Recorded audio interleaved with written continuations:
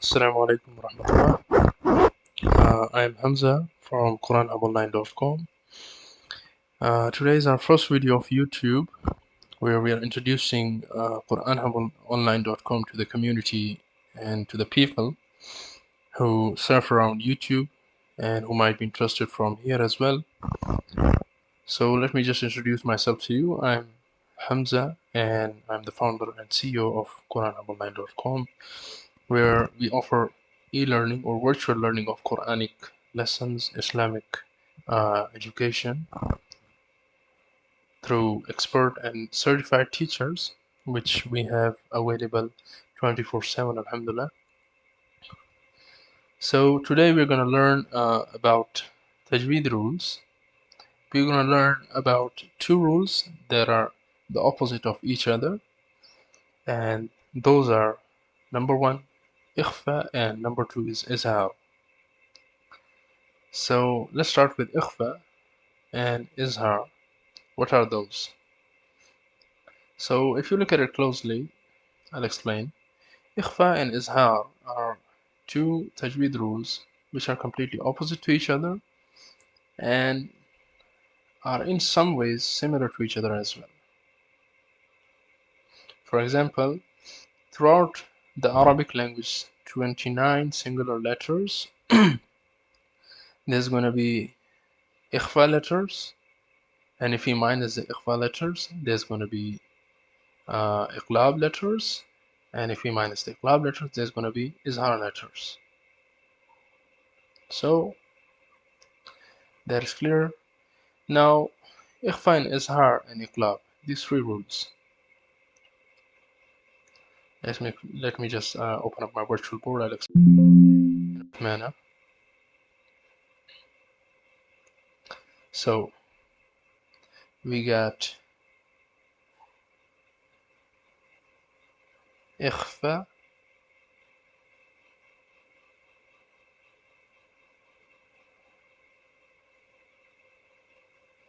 izhar, and iqlab. Sorry for taking some time. I'm not using a mouse, so it's a little difficult, but no worries. I'm gonna manage. So ikhfa, izhar, and iqlab. Ikhfa, let's come to that. Ikhfa letters, so the three of them are similar in a way that the three of them occur when certain letters from 29 singular letters in the Arabic language come after noon sakin or tanween. Tanween basically means double fatha, double kasra, and double dhamma.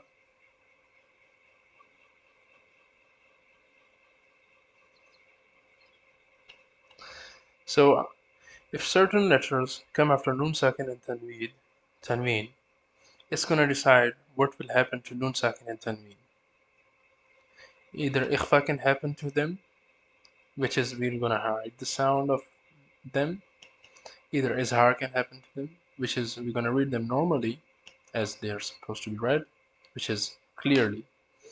Or either iqlab can happen, in which case we can change their sound to meme.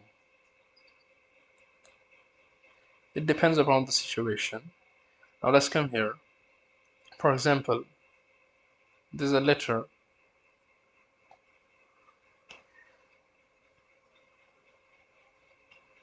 So now we need to know before we move on. We need to know what are ikhfa letters, what are izhar letters, and what are iqlab letters. And remember, these three can cover up all the letters over here. They're going to cover up all the letters. We're going to do izhar, so we can minus out izhar and read the rest to ikhfa and iqlab. Iqlab letter is just one letter, that is letter ba. Izhar letter are vertical letters. You already know them. Hamza ha, which is a round ha. Ain ha, and ghain ha. So now you can understand, if ba comes after noon sakin or tanween, it's going to be iqlab. We're going to change the sound of noon sakin or tanween to meme. I'm going to show you the examples later on. If theoretical letters come after noon sakin tanween, it's gonna be izhar, which is just reading them as normally as it is. Reading noon as noon. And excluding these letters from all of the Arabic languages letters, we are left out with the other letters. After izhar letters, after iqlab letter, we minus them all from them. What we are left with are ikhfa letters. So now the rest of the letters, any letters come after noon sakin or tanween, it's gonna be ikhfa, which is hiding or concealing the sound. This is now the overview for this. Now I'm going to explain it in a little brief manner. So let's go back. Right now, until here, I'm going to repeat. We have understood that ikhfa, izhar, and iqlab are similar because they occur when certain letters come after noon sakin or tanween. And it doesn't happen to those letters, it happens to noon sakin and tanween. So either noon sakin and tanween will be read with ikhfa, or it will be read with izhar, or it will be read with iqlab. It depends upon the letters that are coming after them. So let's move on. We have read that iqlab letter is ba, izhar letters are the theoretical letters, and the rest of the letters are ikhfa letters, which are hiding the sound. So let's get back to explaining what I was explaining. Let's explain ikhfa first.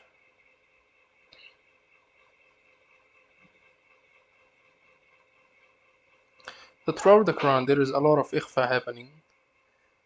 These are the 3 rules that are repeated throughout the Quran, and we gotta be careful with them when reading them. So if you look at it closely, just 1 minute please. I'm gonna go to any random page, let's say over here. No.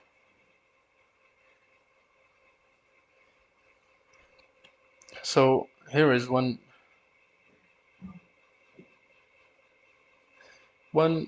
there are many examples of ikhfa over here. Let me explain to you clearly. The first example is this is noon sakin, right? You gotta look for noon sakins in order to see if it is ikhfa, izhar, or first thing, look for noon sakin. Okay, over here. Noon sakin is coming over here. What's happening over here? Look at it closely.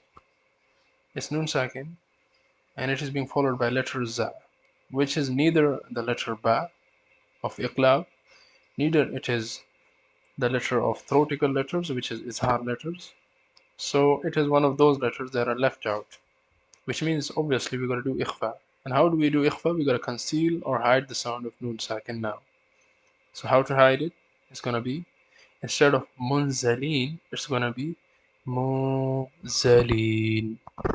Munzalin. It's gonna be like that. The next example is also same. We got a noon sakin over here, and it is being followed by the letter ta. Is ta the letter of iqlab, which is ba? No. Is ta the letter of izhar, which are theoretical letters? No. It is one of those letters that are left out, which means it is ikhfa. We gotta hide the sound. In tasbiru. In tasbiru. See? It's really simple. You gotta just understand that how you can point out these. Now let's move on to the next one. See over here, noon sakin is being followed by fa. It's neither of the iqlab letter, which is ba, neither of the letters of izhar is gonna be the ones that are left out, or ikhfa letters. Min fawrihim. Min fawrihim. So hopefully you understand ikhfa now. We're gonna do izhar and iqlab in the next lessons, inshallah. Right now we just practice ikhfa first with a preview of the whole lesson, summarize this in the first few minutes, and hopefully you practice this well, and after you perfectioned it, we can move on to the next lesson. Take care, see you in the next class, and thank you guys for watching. We have our platform, QuranHubOnline.com. You can visit us anytime, contact us if you're interested in learning the Quran from us. And this is exactly how we teach, with proper concepts. It's not just teaching it, putting it in the the brains, feeding it in the brains of students. It's all about concept. If the student has clear concepts about the Quran and the rules and stuff like that, you're going to be easily able to remember them, apply them in the Quran, and follow them as well. So our main purpose is to develop concepts of tajweed rules, reading Quran, recitation, and what is the importance of pronouncing and reading the Quran in a correct manner and way. And also the interest. We need to have interest and motivation. What is the motivation? So all of these things are covered with us.